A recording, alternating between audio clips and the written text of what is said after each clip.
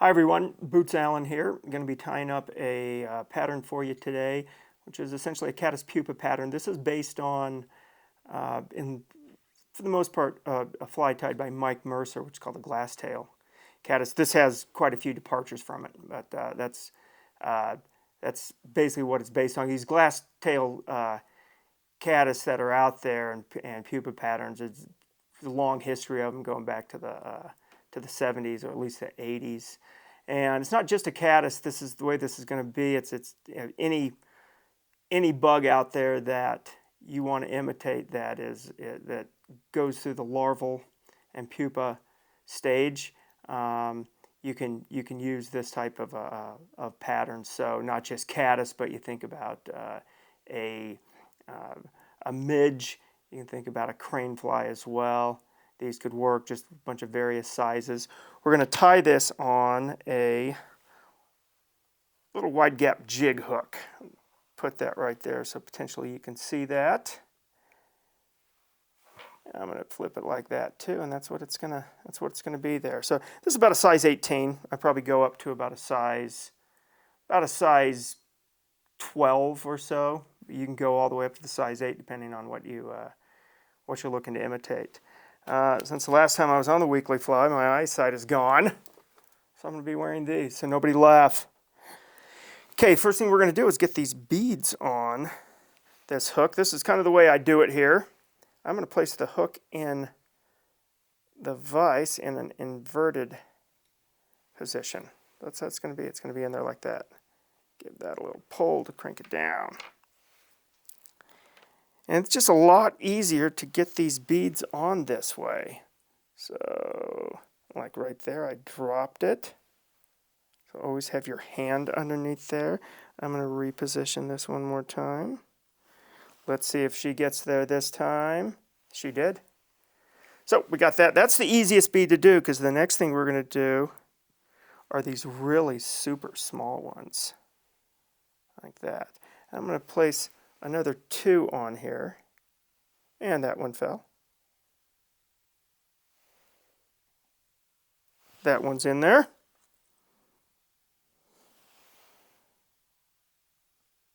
That one fell. That one's lost. That one's gone. This is just kind of the way it goes.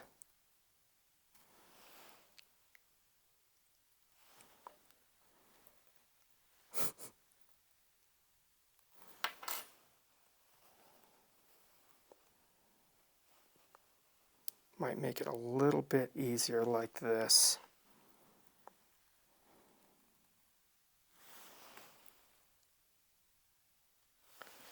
And you can see that probably took well over a minute to get that on, but those are on there. And luckily glass beads are pretty inexpensive, because while doing this you can lose quite a few. So now I got that on there. And now I'm going to build the extended abdomen here. And it's pretty important that when you're doing this, you want to use a very strong type of thread, just not your normal tying thread. I'm going to be using, this is going to be some gel spun thread. Kevlar thread is used as well. So I'm going to cut off a hunk of this with a razor, hopefully not cutting myself.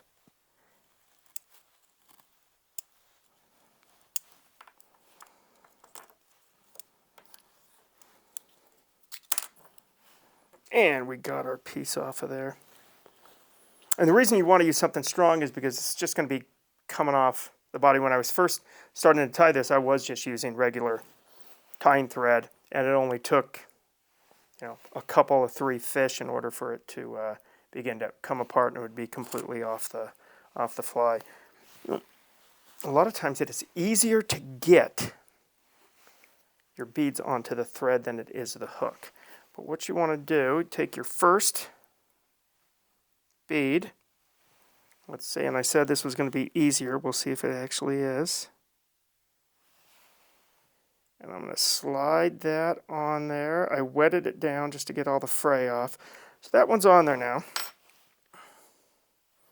And then I'm going to double this over because it's just going to keep this on there pretty good like that, as you can see. Then I'm going to slide 2 more on after I double this over.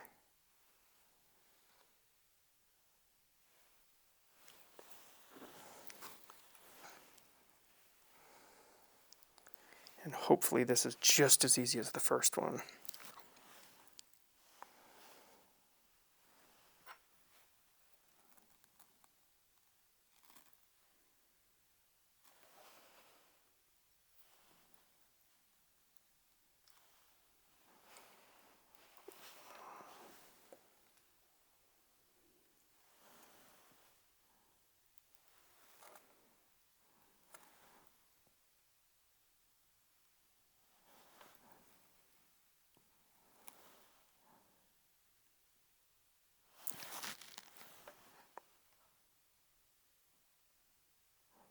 Get in there, baby.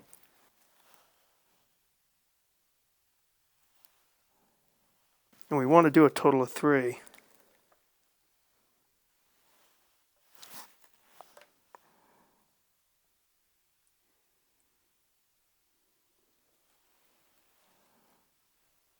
Finally got the next one on. I'm going to reach over here, grab one of them that shot out of my hand.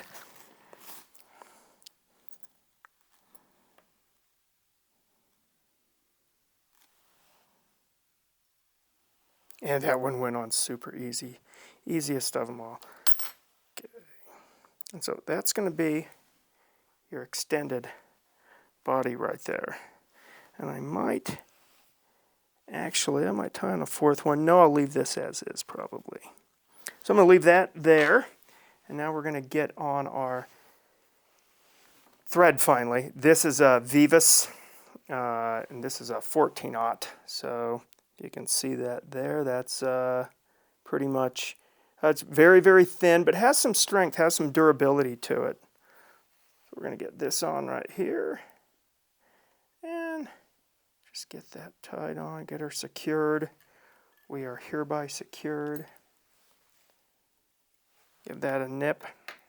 And now we're going to get that extended body on there. The abdomen material, basically. Fold this over.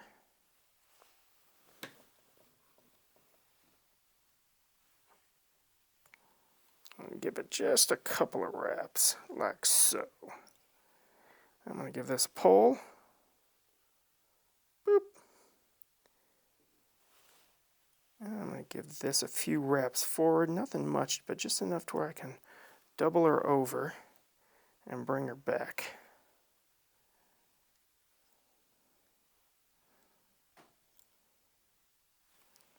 Boom.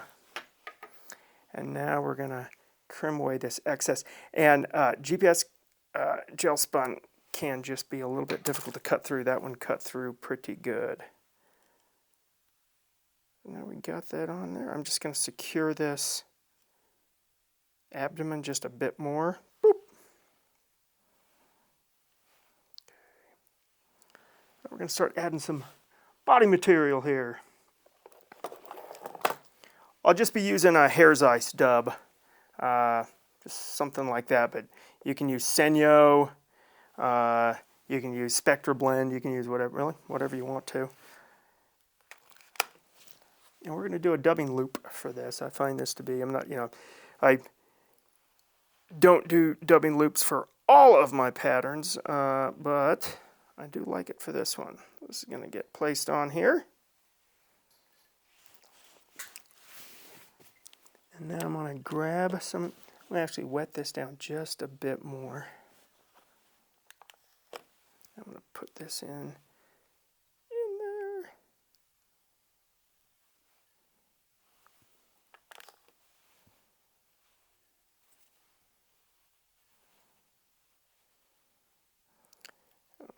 Push some of this up right to the top. This will get pushed up right to the top. And I'll keep feeding some of this in here.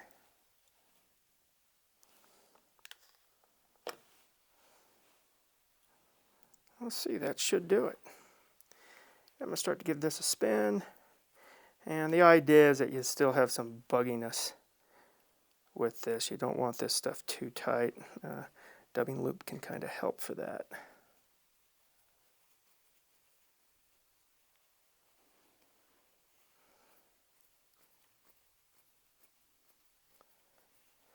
That's nice and tight. I'm going to get this stuff a little trimmed off there. It's a little too buggy. Okay. Yeah, pull just a little bit of that out of there. All right. Okay, so let's slide my beads forward a tad. Bring my thread forward.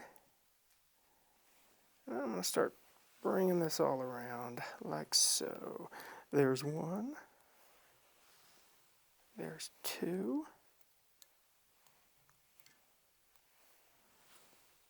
There's three. I might do a fourth. Okay. Now let's slide that first bead on the hook, which is actually the last one I put on. I'm going to slide that back a tad. I'm going to let go of my dubbing loop and wrap my thread just over it to secure that in front. Now, one thing that you can do here, and it's a little more time consuming, is just trim that off after you tie it down, whip finish it, and then place it forward. But that's hard to do with a dubbing loop, so I like to do it just like this. So if you're not using a dubbing loop, that might be a little bit, make for a bit more of a durable pattern here. I'm going to write that one forward there. Now I'm going to start to loop this right over that bead. I'm going to do like 3 on this one. Now let's bring that next bead back, jump the thread over it, jump the dubbing material back over it.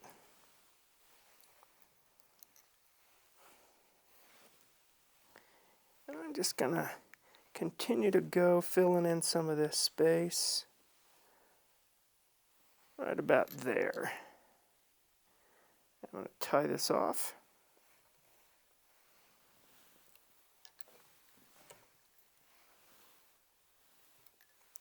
Okay. And we're going to give this a nip now. So we have that material all taken care of there. And you can see, fairly buggy.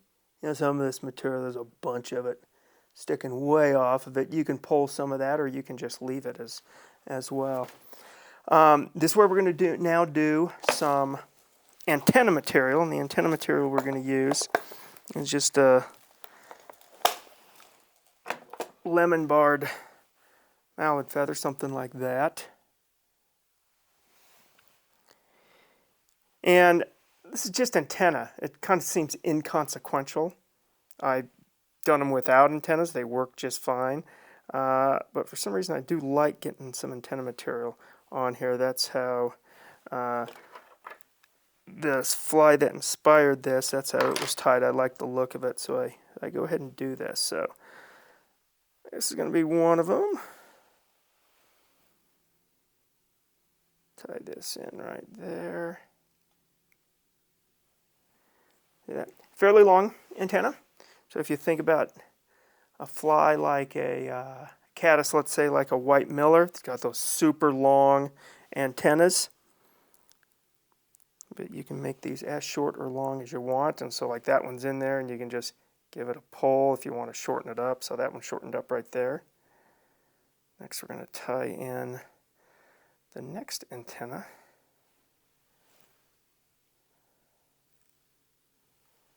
Okay, that one's in, and I'm going to see if they match up.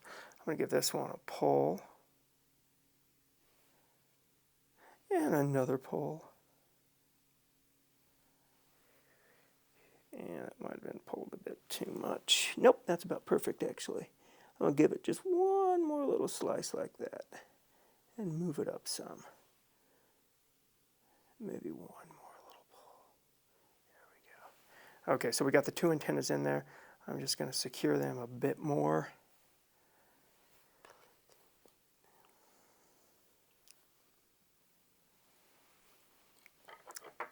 Trim off those butt ends. Kaboop.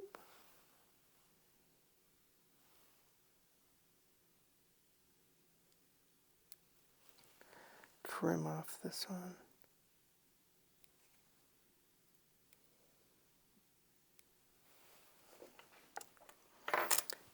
Get those tied down a bit. I'll bring the thread forward some, and I'm going to bring it back again. All right. Next thing we're going to do is put on some soft hackle material here. A lot of these patterns early on had Hungarian partridge, a lot of material like that as a hackle. Everything seemed to move towards CDC, and for good reason, because it's pretty damn effective material. You just got to decide which one you want to use, which color and all. There's a going argument that natural CDC feathers are superior. So tires like Jay Buckner or Ken Burkholder, they'll make that claim. And that's what I'm using here, is just some of this. I'm going to get this tied on in here. But feel free if you don't have access to natural stuff. This is mallard. I've got some goose here as well. If you don't have it, the stuff you can buy at a fly shop works just as fine. I'm going to tie in this one. And again, you're tying it in tips first. Boop. And I'm going to tie in another one.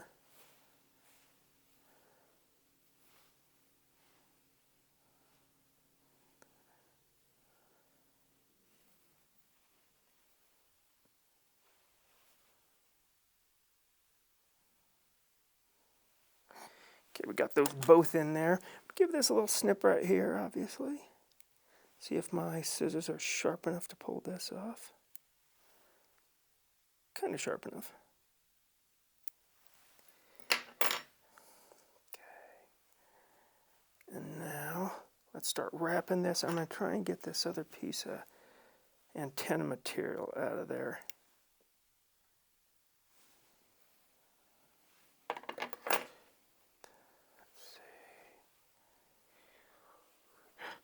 I almost had it out of there. Get out of there, baby. Okay, we're officially out of there. So you can wrap these together basically at the same time, or you can wrap them just one at a time. And I'm just going to wrap this one at a time. Don't need a whole bunch. Just kind of depends on what you're looking for.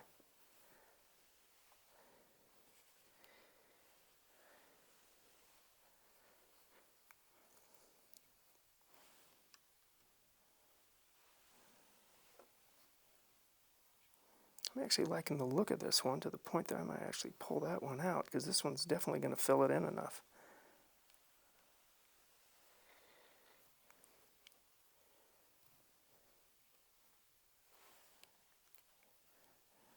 So we got that in there.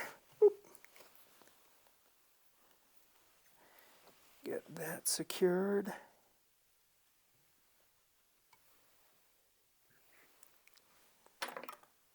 Give this a snip here. Trim it up just a bit more.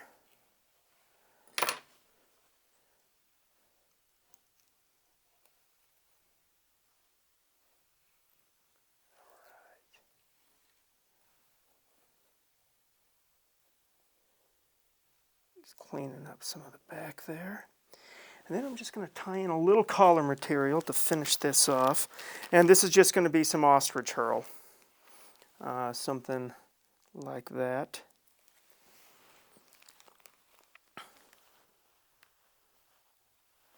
And this is obviously chartreuse, but you can do purple. Obviously, I tie purple versions of these. I tie clear, using clear beads. Do root beer as well. That's in like so. It's going to get wrapped. I'm going to leave that butt piece still on there. And I'll cut that loose once I get this finally wrapped. That should be enough right there.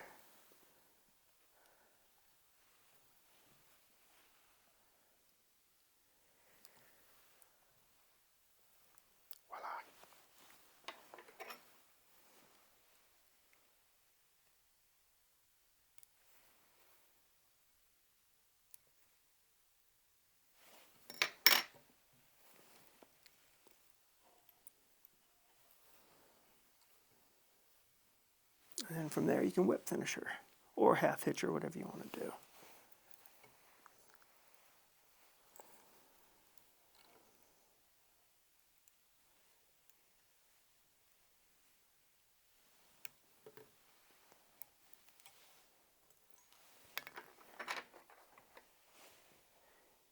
And with that, you got a fly that's ready for fishing.